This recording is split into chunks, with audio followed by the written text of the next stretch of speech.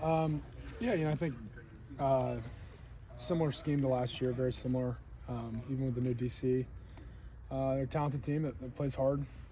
Seems like they're pretty bought into their scheme, and it's a mark of a good team. They play hard, play physical, so it's gonna be a real challenge on Saturday.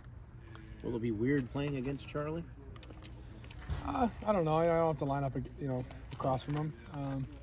Definitely be cool to see him though. I haven't seen him since I don't know, May. So we get to see him. You're not surprised by his success, are you? No, he's a really good player. Have you been able to keep tabs with what he's been doing? Yeah. I talk to him. If not every week, probably every other week. So we keep up pretty well. Talk this week? We text a little bit, yeah. So you're still amicable and all that stuff? Yeah, absolutely. Is it cordial talk, or are you talking trash? What are the texts? It's been cordial thus far. We'll see before, leading up to the game. I might have to throw a couple jabs at him, but it's all friendly. When you went back and looked at the film, what did you see that the biggest difference maker where you guys were able to have a lot of success on that? We just executed really well. I think all 11 spots. Executed consistently, and that's what we're looking for this week. Same level of execution. How does that train sound from, like, mimicking Purdue, or is that like a real? That's good. Yeah, theirs is they just have like the choo-choo. It's less of the longer, drawn-out horn sound. And that big old drum. Yeah. It's your first trip back there, right? Since that first start? It is, yeah. What do you remember about that game? I mean, other than the fact nobody was there. Yeah, and I thought it was, I remember my brain being a little, first start, it's always, you're kind of all over the place at first. I thought we competed hard that game.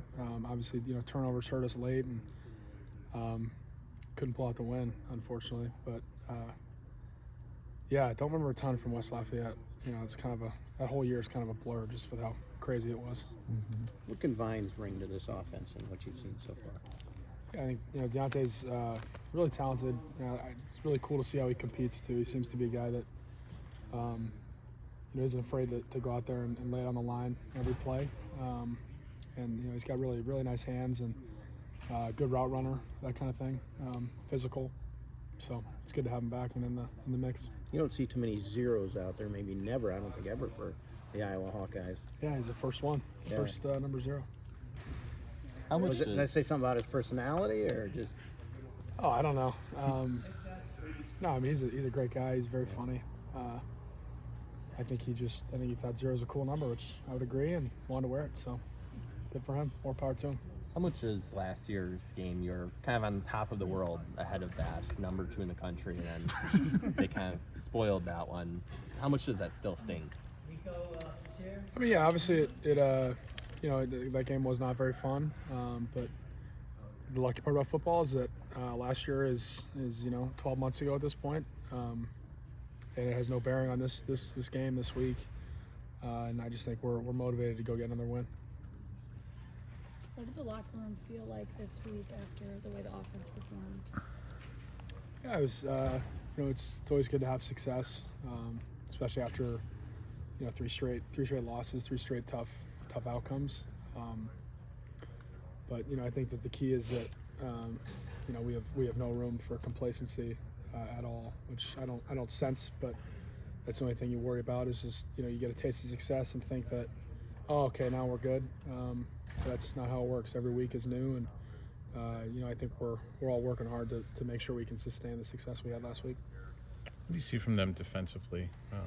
Any different looks this year or anything? I'm sure tendency-wise there's some differences, but their lead coverages are still their lead coverages. I think they're playing a little bit more match zone than they had in the past, but no, I mean primarily it's all pretty similar schematically. They got some new faces, but they also have some veterans that have been playing for them for a while, so pretty similar, I'd say. Probably enjoying that no Karloftis. Yeah. Yeah, he's a good player. He was really good. that's nice. But they still have good guys. They're 5-3 in the Big Ten. Not easy. So.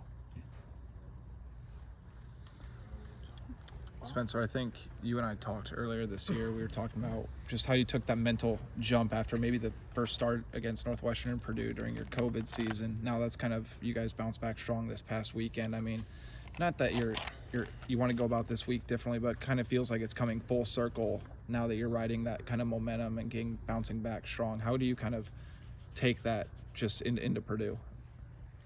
Yeah, I think just historically as a program, I'd say just any football season, there's ups and downs. Just like life, it's a little bit of a roller coaster. But I think historically, just with the quality of people we have in our building here, that's something that maybe separates us and has allowed us in the past to bounce back from the hard times.